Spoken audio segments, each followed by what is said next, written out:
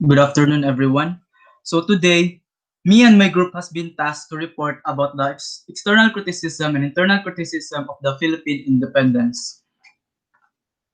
The 1898 Declaration of the Philippine Independence. So the 1898 Declaration of the Philippine Independence, also known as the Acta de la Proclamación de Independencia de Pueblo Filipino, in English translation, Act of Proclamation of Independence of the Filipino People. To know more about this document, we will use external criticism and internal criticism. External criticism refers to the authenticity of the document. It is a process by which historians determine whether a source is genuine by checking the validity of the source itself. External criticism usually covers the details of the publication of the source itself, such as the date of the document was written, the place it was written, how it survived through time, and most importantly, who the real author of the said document. Going over for the external criticism of the 1898 Declaration of the Philippine Independence, what is 1898 Declaration of Philippine Independence? The The Declaration of the Philippine Independence is the document in which Filipino revolutionary forces under General Emilio Aguinaldo proclaimed the sovereignty and independence of the Philippine Islands from the colonial rule of Spain after the latter was defeated at the mock Battle of Manila Bay during the Spanish-American War.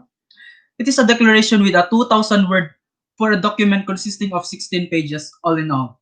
This declaration was proclaimed during the day of Declaration of Independence of the Philippines on the 12th of July 1898 at the house of General Emilio Aguinaldo in Kawit, Cavite. This document contained the desires for the country's liberation from the hands of the Spanish colonists.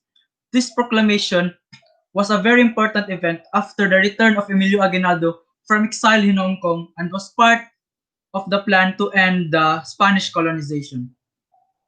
It also summarized the justifications behind the revolution against Spain, and it also summarized the run-up of events such as the injustice, sufferings, and usurpations of the Filipino people in the hands of the Spanish government, which led to the Declaration of Independence with the future of the new republic under the Aguinaldo administration.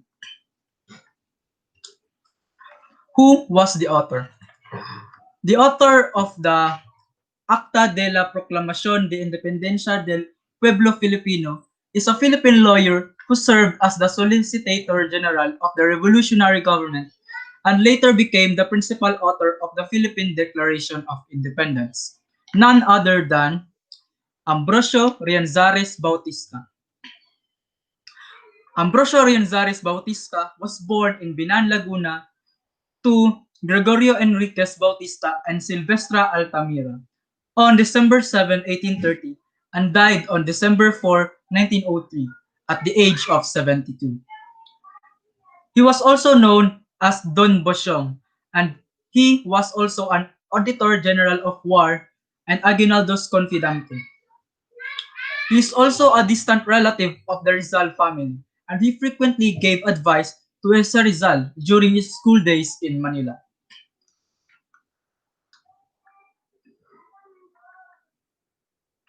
Where or when what it was written.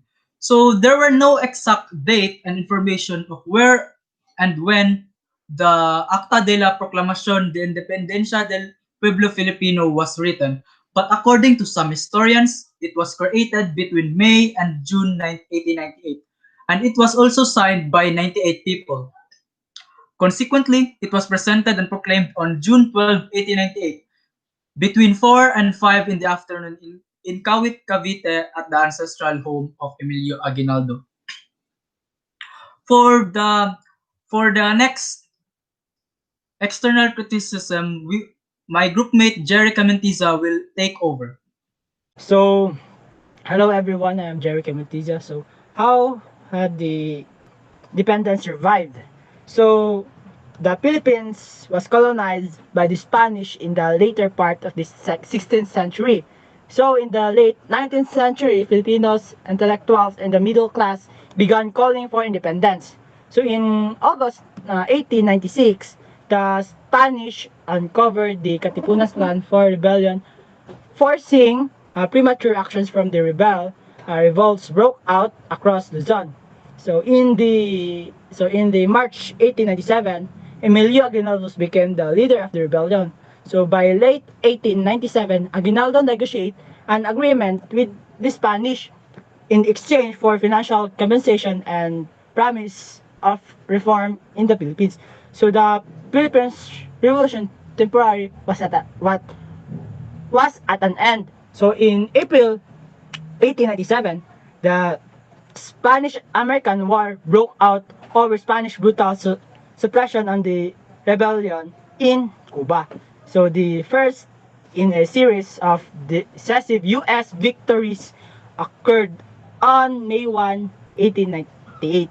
So when the U.S. Assistic Squadron annihilated the Spanish Pacific Fleet at the Battle of Manila Bay in the Philippines. So Aguinaldo made an agreement with the U.S. authorities to return the Philippines and assist the United States in the war against the Spanish, against the Spain. So on July 12, he proclaims the Philippines independence and established a provisional government, of which he subsequently became the head. So while the Americans occupied the Manila and planned peace negotiation with Spain, Aguinaldo convened a revolutionary assembly. So the Philippines were now a U.S. territory, acquired in exchange for $2 million in compensation to the Spanish. So in response, Aguinaldo formally launched a new revolt, this time against the United States. So in November 1900s, Republican incumbent William McKinley was re-elected, and the war continues. So in the March 23, 1901, U.S. Generals Frederick Funston and a group of officers pretending to be prisoners suppressed Aguinaldo in his stronghold in the Luzon village of Palan and captured the rebel leader. So Aguinaldo took an oath of allegiance to the United States and called for an end to the rebellion. But many of his fellow fought on. So in 1902, an American civil government took over administration of the Philippines. So and the 3 years Philippines insurrection was declared to be at an end. So scattered resistance, however, uh, persisted for several years. It was persisted in many years. So in so it was back in 1935. The Commonwealth of the Philippines was established with the U.S. approval, and Manuel Quezon was elected the country's first president. So in July 4, 1946, it was the full independence was granted to the Republic of the Philippines by the United States. So in that many decades of war, many years, so it was finally full independence was granted in the Philippines in the July 4, 1946. So as for the authenticity of the Declaration of Independence. So it is clear seen that the handwriting of the text and the seal use of the document are widely used in that time. Upon examining also the semantic and material involved, it ensures that reliability and validity of the document. So in that time when the document was being created, so the materials and the stamps that has been used in the certain document was used in that certain time. Internal criticism. First of all, what is internal criticism? Criticism, sometimes referred as the higher criticism, it is the meaning and trustworthiness of the contents of the documents and it is the value and worth of its contents. its literal meaning, and the reliability of the statements themselves.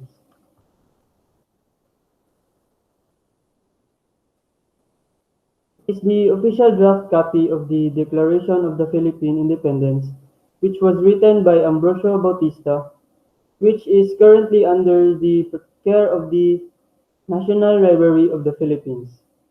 It has a total of 21 pages and mostly written in Spanish. The document also includes the list of signatories, which was indicated at the bottom part of the document. The literal meaning of the Acta de la Proclamación de Independencia del Pueblo Filipino, or the Declaration of the Philippine Independence. Its literal meaning includes the grievances and oppressions of the Spanish government extending back from Magellan's first arrival in 1521, which lasted in 1898. Good afternoon, everyone. So I am Joseph Vladimir P. Labor, and I will be tackling the second half of the internal criticism of the Act of Declaration of Independence of the Philippines in 1898. So the first one was, why was it written? So the main objective of this document was to proclaim the sovereignty and independence of the Philippines from the colonial rule of the Spanish Empire. With that being said, Emilio believed that proclaiming the independence would make the Filipinos fight more eagerly against the Spaniards. It was also to gain recognition among foreign countries that the Philippines is now a free state.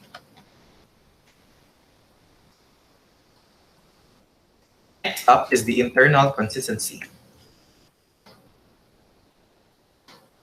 The document, which is in Spanish, suggests that it was created during the time of post-Spanish colonization.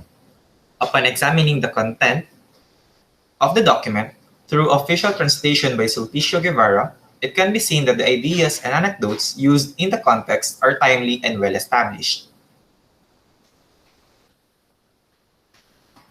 Moving on, we have the capability of the author. So the author, which is Don Ambrosio Rianzares Bautista, was born in Binyan, Laguna. He is a Filipino lawyer earning his Bachelor of Law degree in Santo Tomas or UST in 1865. Bautista solicited funds to finance a campaign for reforms in the Philippines, later becoming a member of the La Liga Filipina, Cuerpo de Compromisarios and La Propaganda, and as a lawyer, Ambrosio Bautista has a background in the rule of law. He was also apprehended by the Spaniards in 1896 as he was suspected of being involved in the Philippine Revolution. Bautista served as an advisor to Emilio Aguinaldo in 1898, and also he served as the Solicitor General of the revolutionary government. Upon reading the document, we have found out different discoveries. First was document described the government made by Emilio Aguinaldo, which stated that Aguinaldo was a dictator. The colors of the Philippine flag was derived from the American flag to commemorate the gratitude the country has to US. It debunks the concept of the meaning of the colors, which is courage and peace. The three stars on the flag represent Luzon, Mindanao, and Panay, and not Visayas. And lastly, it was actually Don Ambrosio Rianzares Bautista who waved the flag before the crowd in June 12, 1898, and not Emilio Aguinaldo, which is according to common belief. So that is all. Thank you.